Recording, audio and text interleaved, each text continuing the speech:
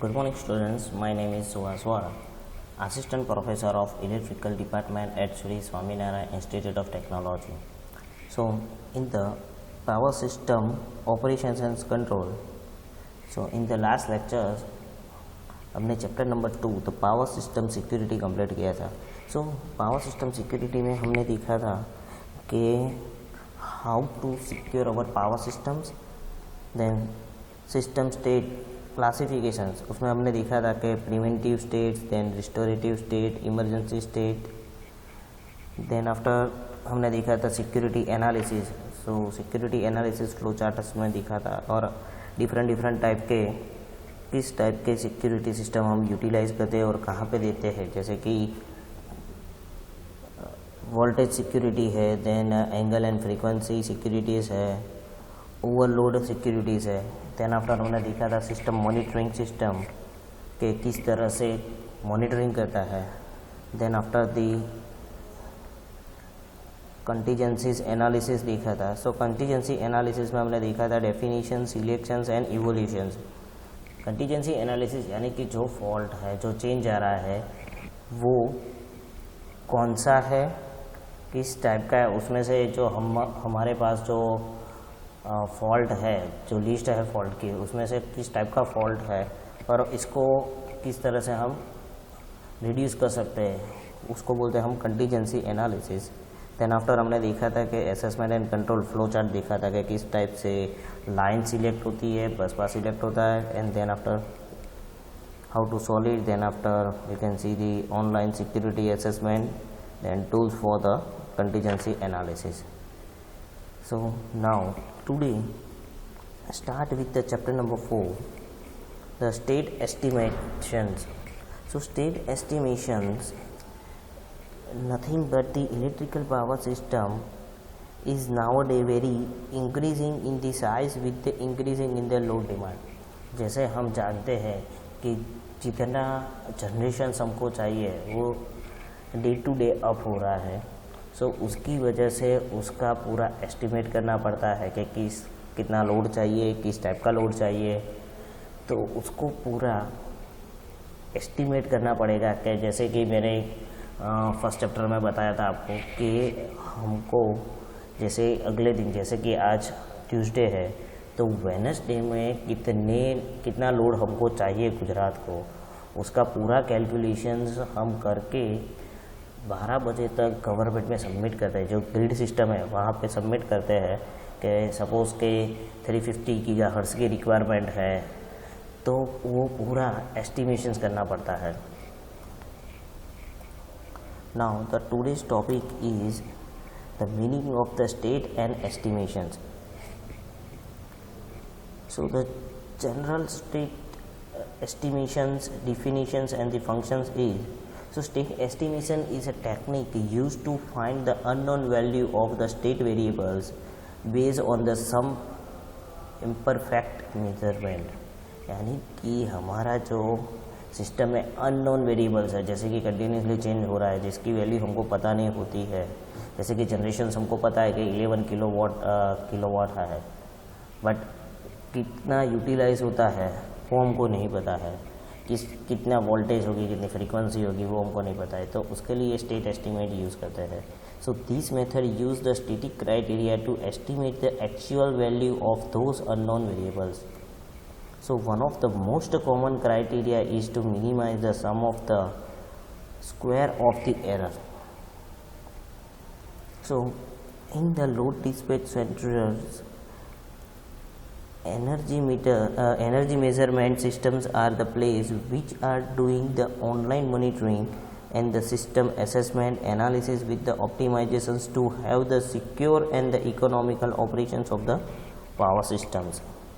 So the reason why the sum of the square of the error is taken and not just the sum of the error is because the estimation's value might be greater or smaller than the true value, and thus the cancellations of the any error is prevented.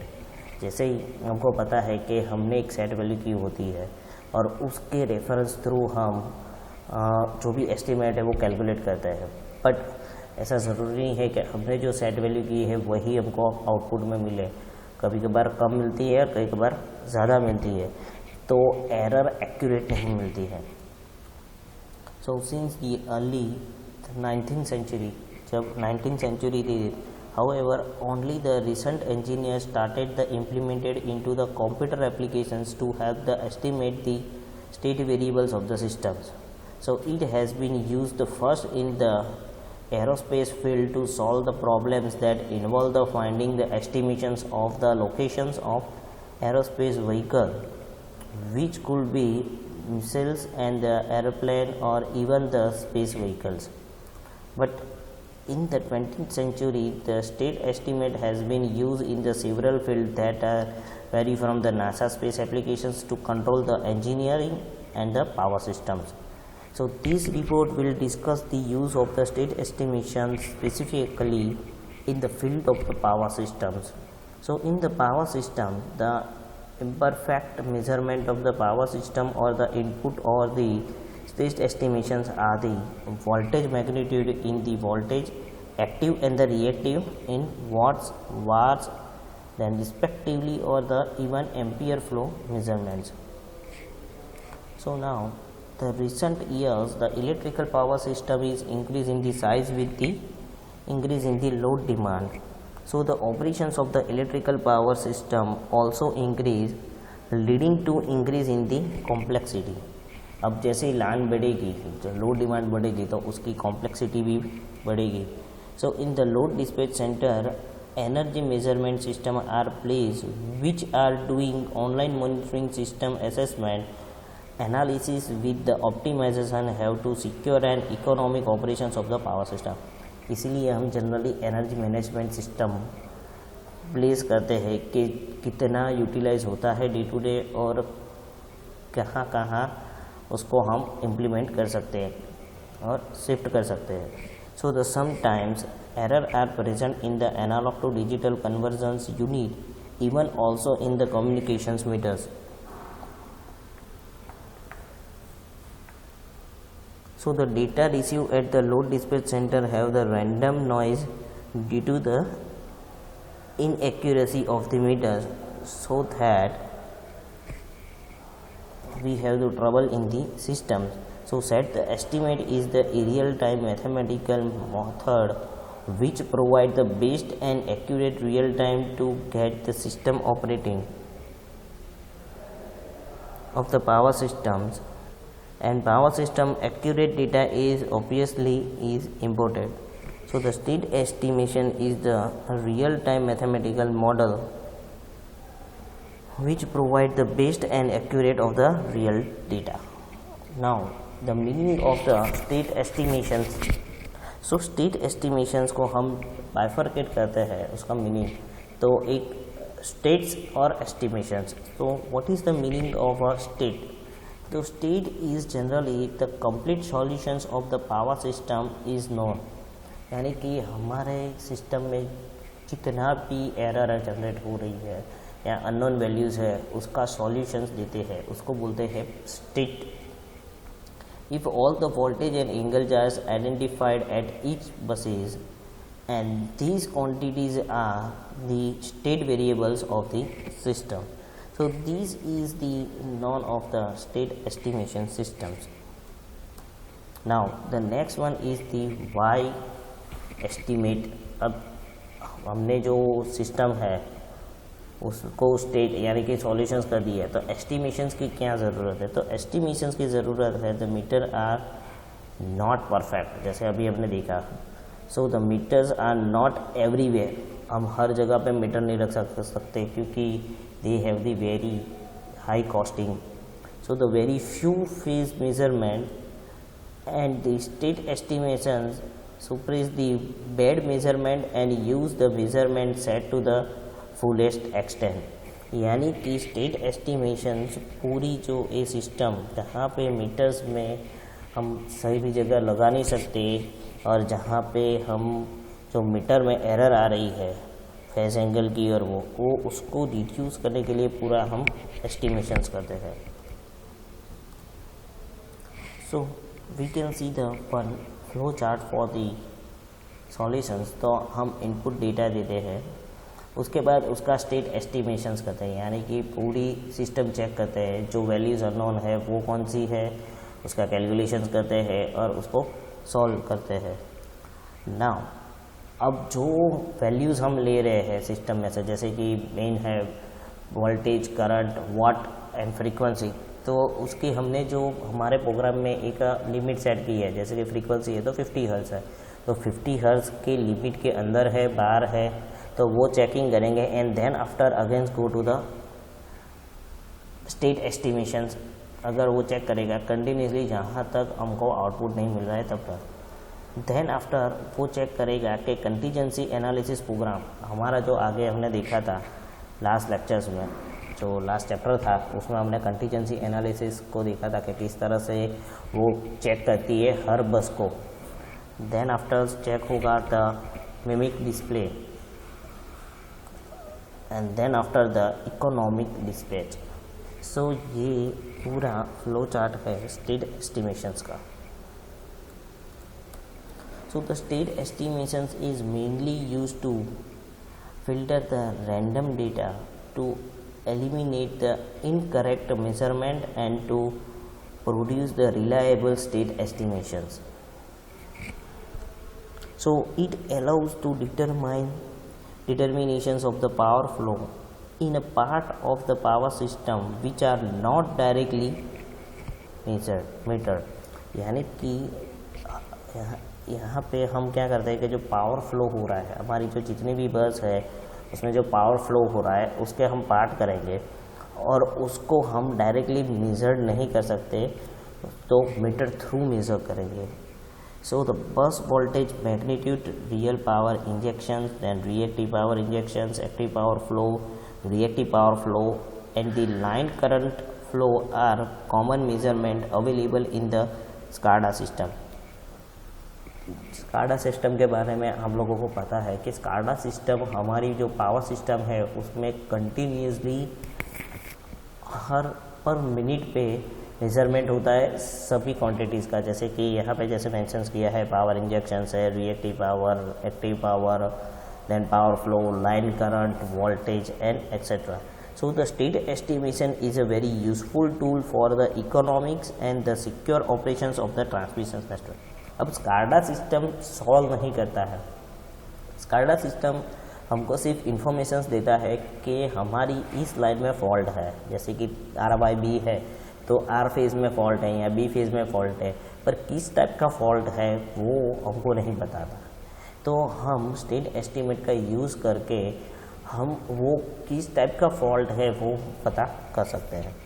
So these are the combined system for the SCADA and the state estimation systems. Now अब जो state estimation system है उसमें input में हम कौन कौन सी चीज़ use कर सकते हैं। सो स्टेट एस्टिमेशन सिस्टम में as a input in the power system, the state variables are the voltage magnitude and the reactive phase angle at a system nodes. So the input to the estimator are the imperfect power system measurements of the voltage magnitude and the power and the var compensations or the ampere flow quantities. So यहाँ पे हम input में voltage magnitude and power हम दे सकते हैं, then वार कंपनसेशंस यानी कि जो एंगल है, फेज एंगल हो रहा है वो, then ampere flow quantities.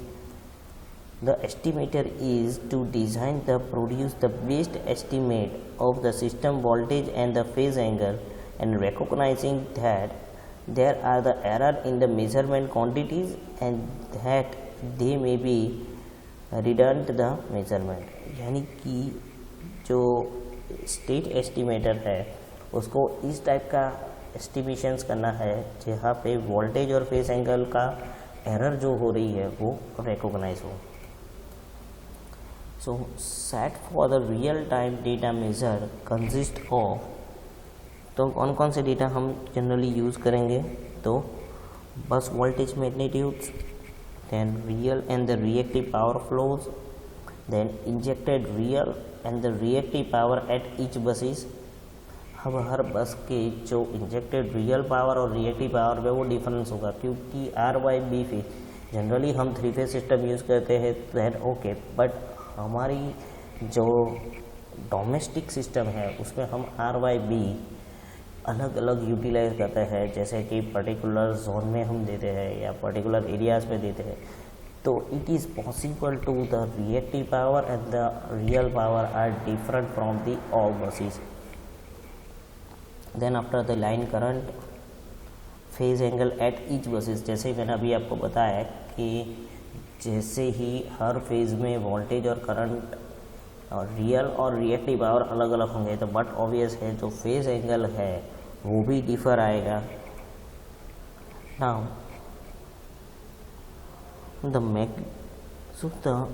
we can say that the system is said to be observable if all the real time measurement is one enough to calculate the state vector. If not, then it is called the unobservable systems. Now अब ऑब्जर्वेटिव हमको करना है, observations करना है, तो cyst estimations में हम कहाँ कौन सी चीज़ ऑब्जर्व करते हैं? So to give the real time power system state, then after to give the consist model for the power system security analysis, which includes the power flow, then contingency real and the analysis and the load frequency control। यानी कि हम ये जो 3 system हमने जो last chapters में, second chapters में, जैसे कि contingencies and the load frequency के बारे में पढ़ा था, कि जो पावर फ्लो हो रहा है, कितना पावर जनरेट हो रहा है और कितना सर्कुलेट हो रहा है, it means the power flow. Then contingency reports, यानी कि कौन से एरर है वो और उसकी पूरा एनालिसिस के किस टाइम पे ज़्यादा है, जैसे कि हम मॉर्निंग में ज़्यादा यूज़ कर रहे हैं, नून में ज़्यादा यूज़ कर रहे हैं या कम यूज़ हो रहा है, तो उसका पूरा जो रिपोर्ट है वो, और द लोड फ्रीक्वेंसी, कब लोड की फ्रीक्वेंसी चेंज हो रही है। So these are the observations is more important in the state estimations. So to give the solutions of problem for the modeling and the maintenance, and to give the best possible state of the power system. So these are the situations for the observations of state estimations. Now the state estimation data source. So कौन से data की requirement रहती है? Source, so the state estimate use the data from, कहाँ से source मिलेगा? तो the phase monitoring unit, यानी कि PMU, कंटिन्यूसली जो फेज है उसको मॉनिटरिंग करके उसमें जो चेंजेस हो रहा है वहाँ से हमको डेटा मिलेगा। दूसरा डेटा मिलेगा करंट ट्रांसफॉर्मर, यानी कि जो CT हमने कहा पुटअप की है हमारी सिस्टम में, वहाँ से डेटा लेंगे। देन द रिलेज के रिले की हाल सिचुएशंस क्या है, ओवरलोडेड है, अंडर लोडेड है, नॉर्मल सिचुएशंस है, तो कौन सी है स्टेट है वो। Then the potential transformer, then PD, then topological process. Topological process यानी कि हमने जो टेक्नोलॉजीज या टोपोलॉजीज जो यानी कि तो थियरी यूज़ की है, वो प्रोसेस की से हमको जो आउटपुट मिल रहा है वो। Then the network parameter like the line impedance, then the remote terminal units RTU. So these are the sources, data sources from the state estimations, यानी कि इतनी जगह से हमको डेटा मिलता है पूरा एस्टिमेशंस करने के लिए। Now the outputs को, उसका आउटपुट्स क्या होगा? तो state estimator gives the bus voltage and angles, उससे हमको पता चलेगा कि बस वोल्टेज कितने हैं और उसके एंगल कितने हैं। Then branches of the power flow, हर ब्रांच में किस ब्रांच में कितना पावर फ्लो हो रहा है वो पता चलेगा। Then after the meter and the unmetered power system related variables, यानी कि हमारे मीटर में से हमको कौन सी सिस्टम में मेजरमेंट मिल रहा है या वेरिएबल्स मिल रहे हैं और कौन सी सिस्टम में से वेरिएबल नहीं मिल रहे वो पता चलेगा। And after the filter out from the smaller error, state estimation से हम जो नॉर्मल एरर है, जैसे कि हमने मीटर लगाया है but somehow the meter error की वजह से जो एरर जनरेट हो रही है वो हम यहाँ से रिमूव कर सकते हैं। Then after the bad data, जो बैड डेटा है हम आगे देखेंगे कि bad data, what is the bad data. So वो उसके बारे में पता चलेगा कि कौन सी जगह पे हमको बैड डेटा मिल रहा है, यानी कि अच्छा नहीं है। Then after the generations and the load, generations कितना हो रहा है और उसके हिसाब से लोड कितना है वो स्टेट एस्टिमेशन से पता चलेगा। जैसे मैंने आपको बताया कि nowadays the state estimation is the very big important part in our power system, क्योंकि हमको पूरा कैलकुलेशंस करके नेक्स्ट डे में कितना जनरेशंस चाहिए उसके लिए ये पूरा स्टेट एस्टिमेशन ज़रूरी है। Then after the limit violations, जो हमारी लिमिट है वो सैचुरेशंस हो रही है, वायोलेट हो रही है, वो पता चलेगा। Then the loss sensitivity. So today we can see that what is the meaning of the state and estimations, how it is useful in the power system, how to consider the remove the errors and the techniques from the systems. So if any query regarding this topic, you can call me. If any questions regarding this topic, you can mail me. My mail ID and the contact number is in your screen. Thank you.